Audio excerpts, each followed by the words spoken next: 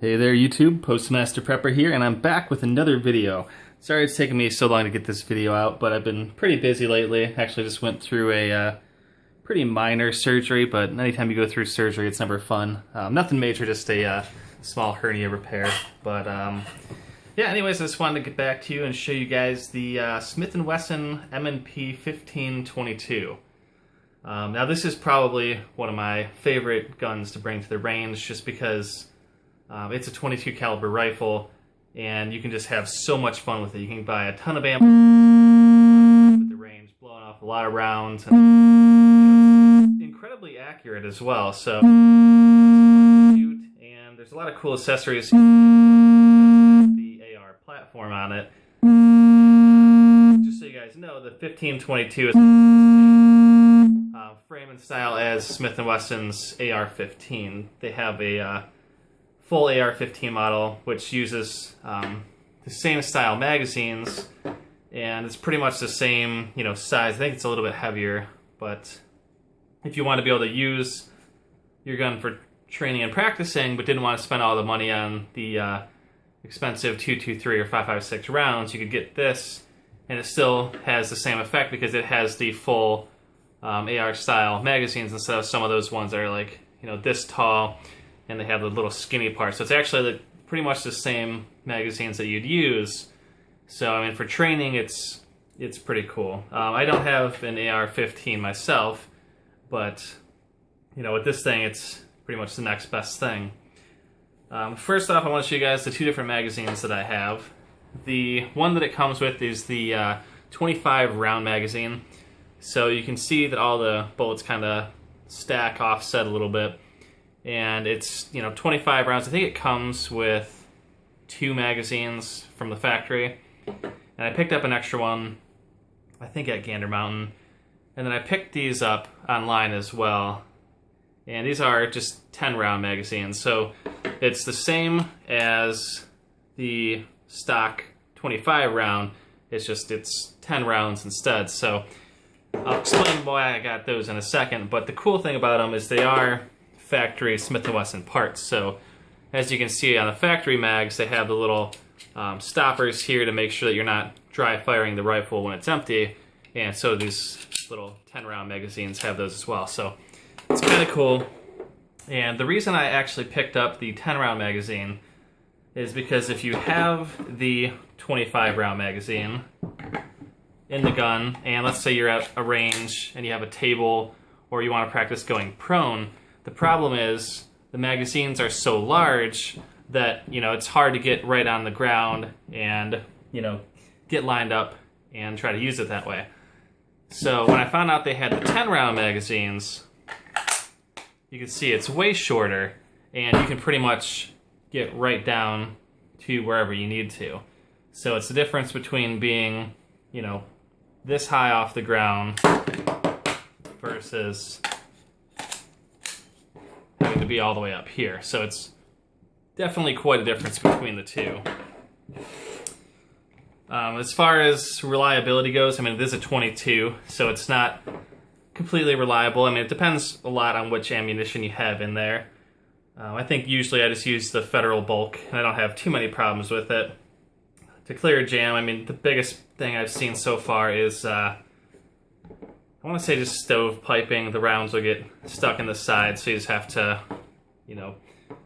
just slide it back, and then it should be fine. But, yeah, it's a lot of fun. As you can see, I've got a few upgrades on here right now. Basically, I've got a pretty cheap scope, which really doesn't matter much because 22 doesn't have a lot of kick, so it's not like you need a huge, heavy-duty scope on there.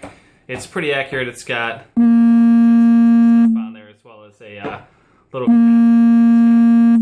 It's tinted yellow, which is lower light shooting or something. The lens protector when you're transporting. When you first get the gun, it comes with the iron sights that you now see on the side of mine.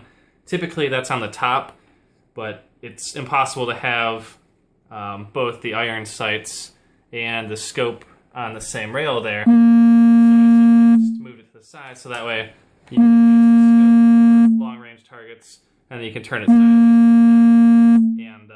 you know, use that for target acquisition. And you can see on the front of the a little bit of differentiation because everything on here is black. And one of the other things I put on here was this little laser light here, and it's got on the trigger, it's just secured by a Velcro, but if I squeeze it, then the laser turns on, and it's, I don't know, it's just something cool. It was only, I think I got it at Walmart for like $30, so I was like, why not? It's worth it. I don't think I'll ever really use it much, but, well, it's still kind of cool to have. And this here is just something I custom made. I wanted a flashlight on it, so it's just a small LED flashlight. I'll probably buy a actual one for it, but I was too lazy to do it. That's actually the first thing I put on it when I got it, so just never actually got around to messing around and getting a new one. But so yeah, that's pretty much everything you need to know about the gun, look-wise and accessory-wise. Like I said, it has the standard AR rail, so you can get pretty much whatever you want on here. You can get the front grips, you can get, you know, all kinds of crazy stuff on here. So really just depends on how much money you have and want to spend. The stock is adjustable. It's got, I think, 3 different positions, and then all the way in. So I guess it's 4 or something like that. But yeah, really simple to operate. You just load up your magazines, pretty much pop them in, and then there's a little release on this side of the slide there. You just pull that back and it unlocks it, and you can see it'll just slide the rounds in, and the magazine releases here. It's not ambidextrous, it's only on the one side there, and I don't think it's possible to flip it. And then here is your fire and your safety. And then when the magazines run dry, let me see if I can pull this back here. This will automatically engage here, this little lever, and it'll keep it propped open. That way you don't accidentally dry fire the rifle. So it's got some safety features in there. I'm not sure, I haven't really looked up to see if it's bad to dry fire this. I've always been taught never to dry fire any 22, and so I usually try to stick to that, but oh well. I'm sure if someone knows, they can leave in the comments if they've looked it up or found it in the instruction manual somewhere. But yeah, other than that, it's a really fun gun. It's cheap because you can just blow off tons of 22 rounds if you can find them, that is. And, you know, just pick up a few magazines and you can just spend an entire day at the range just plinking and having fun. And, you know, if you get the scope sighted in, it's actually, you know, extremely accurate. If you, especially if you have a place to rest the gun and take your time aiming. So it's kind of cool. It's, you know, I'd say right now it's probably my favorite just because it really is so much fun to shoot. I mean, there's not much that can compare with shooting a 22 just because there's, you know, the huge price difference. If you want to go out and shoot like a 45, you're going to spend 5 times as much per round, depending on what price you bought it for. But yeah, I just love the 22. It's great, something great to have. I mean, you could technically use it for home defense if you had to. But I just like it because it's a ton of fun. And if you're looking to get an AR and you don't want to spend all the money on a full AR yet, or if you don't know if you'd like the power of it, you could always start off with the 22 because, like I said, they have this same gun in a AR-15 style.